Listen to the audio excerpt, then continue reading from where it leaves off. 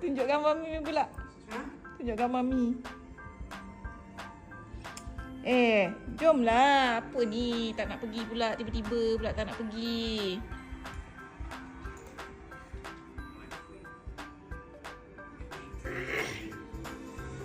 Dia pilih sendiri. Tapi dia tak nak pergi. So kita bungkuskan. Ya, dia suruh kita orang bungkuskan. Jomlah. Dengan Mami. Okey. Dia tak nak. Ya. Aduh. Kita juga dah.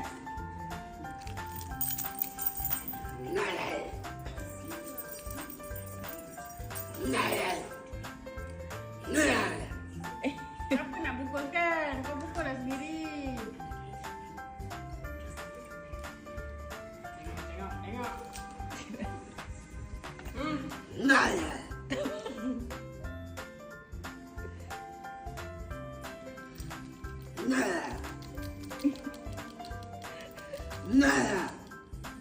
Tak nak. Dia cakap.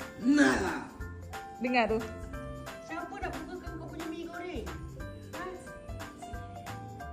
Kau salah aku keluar bungkus? Oh, disalam. Oh. Kau tak nak pergi.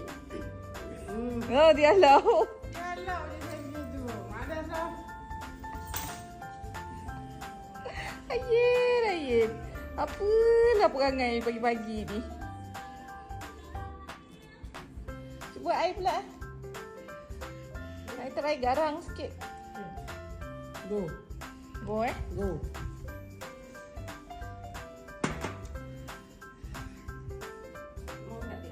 Jom. Sayang tengok TV, jom nak pergi makan.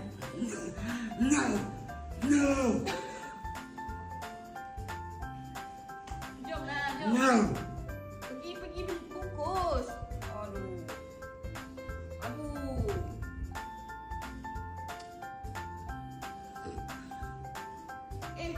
Pelik pula kau hari ni tak nak keluar pula. Mimpi apa semalam? Bismillahirrahmanirrahim. Setan, ada setan. Ada setan dalam dia.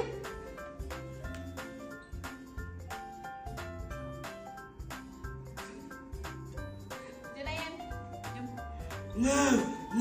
Jom. No. Jom.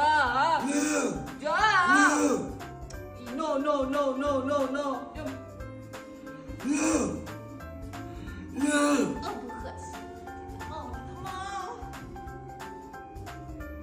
Yan, apa yang merasukkan kau hari ni, Yan? Yan, apa yang merasukkan kau? Jomlah. Jom.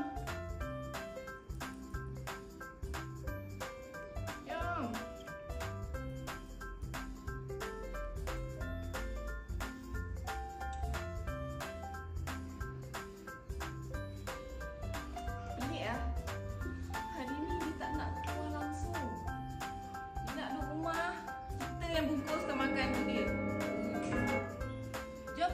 Dia dah keluar no tu. Tak paksa pun tak boleh.